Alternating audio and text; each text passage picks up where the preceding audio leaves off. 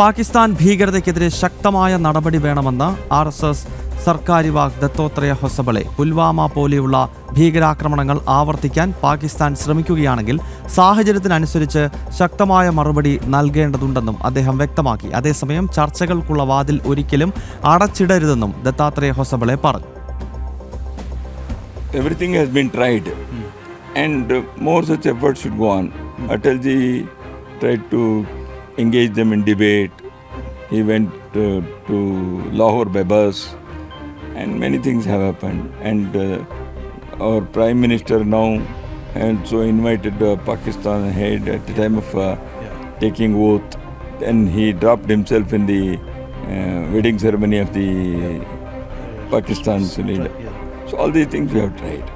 And see, if the Pakistani, the pinpricks it's trying to give, like in Pulwama, etc., we have to answer wholesomely according to the situation.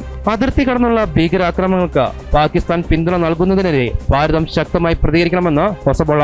മുൻ പ്രധാനമന്ത്രി അടൽ ബിഹാരി വാജ്പേയിയുടെ കാലത്ത് പോലും സംഭാഷണത്തിനുള്ള വഴി അദ്ദേഹം തുറന്നു വെച്ചിരുന്നു. വാജ്പേയി ലാഹോറിലേക്ക് ബസ്സിൽ യാത്ര ചെയ്ത സംഭവം സമാധാന ശ്രമത്തിന്റെ ഉദാഹരണമാണെന്നും അദ്ദേഹം ഓർമ്മപ്പെടുത്തി. അതേസമയം ആദ്യമായി മോദി പ്രധാനമന്ത്രിയെ സത്യപ്രതിജ്ഞ നടത്തിയ ചടങ്ങിലേക്ക് പാകിസ്ഥാനെ ക്ഷണിച്ചിരുന്നു. അന്ന് പാക് നേതാവിന്റെ കുടുംബം ചടങ്ങിൽ പങ്കെടുക്കുകയും ചെയ്തിരുന്നു. ഇത്തരത്തിൽ നിരവധി സമാധാന ശ്രമങ്ങൾ ഭാരതം നടത്തിയിട്ടുണ്ട്. അതേസമയം പുൽവാമ പോലുള്ള ഭീകര ആക്രമണങ്ങൾ ആവർത്തിക്കാൻ പാകിസ്ഥാൻ വീണ്ടും ശ്രമിക്കുകയാണെങ്കിൽ ശക്തമായി മറുപടി നൽകേണ്ടതുണ്ടെന്നും അദ്ദേഹം വ്യക്തമാക്കി. അതേസമയം ചർച്ചയുടെ വാതിൽ അടച്ചുപൂട്ടരുത്.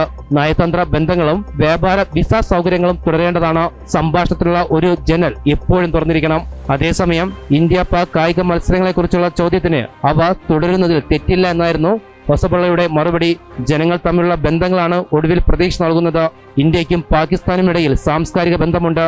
ഒരിക്കൽ ഒരേ രാഷ്ട്രമായിരുന്നെന്ന ചരിത്രബോധവും നമുക്കുണ്ടാവണം. എന്നാൽ അതിർത്തി കടന്നുള്ള ഭീകരതയെ നാം തുളച്ചു മാറ്റേണ്ടതുണ്ടെന്നും അദ്ദേഹം വ്യക്തമാക്കി.